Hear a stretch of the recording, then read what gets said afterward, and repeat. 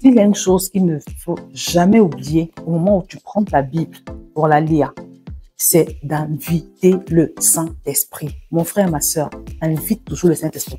Prie toujours en disant, Seigneur Saint-Esprit, ouvre-moi les yeux pendant que je lis la parole. Aide-moi à comprendre la parole. Parce qu'avec ta propre intelligence, c'est compliqué. On m'a raconté l'histoire de deux jeunes filles qui allaient à une croisade et elles ont fait face à un obstacle. Je pense qu'il y a un pont qui était tombé. Donc, du coup, elles ne pouvaient pas accéder à l'autre bord. Elles étaient devant une rivière. Voilà, quelque chose comme ça. Et elles se sont basées sur le passage où le Seigneur Jésus demande à l'un de ses disciples de marcher sur l'eau pour croire qu'elles aussi, sur la base de cette parole dans la Bible, elles pouvaient marcher sur l'eau. Donc, elles ont décidé, soi-disant par la foi, de marcher sur l'eau. Et imaginez la suite, elles se sont tout simplement noyées.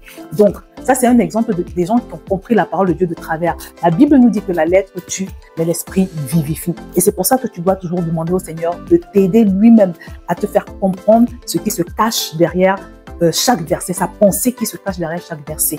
Voilà. Et je t'assure que quand tu vas commencer à impliquer le Saint-Esprit dans ta méditation de la parole, tu vas la comprendre différemment. Il va t'ouvrir les yeux. Des versets que tu auras déjà lus, il va te donner une compréhension nouvelle de ces versets. Donc vraiment, à partir d'aujourd'hui, si tu ne le faisais pas, toujours inviter le Saint-Esprit, demande-lui de t'aider avant de lire ta Bible. Et ça va faire une grosse différence dans ta vie. Tu vas recevoir des révélations, tu seras puissamment béni. Que le Seigneur te bénisse.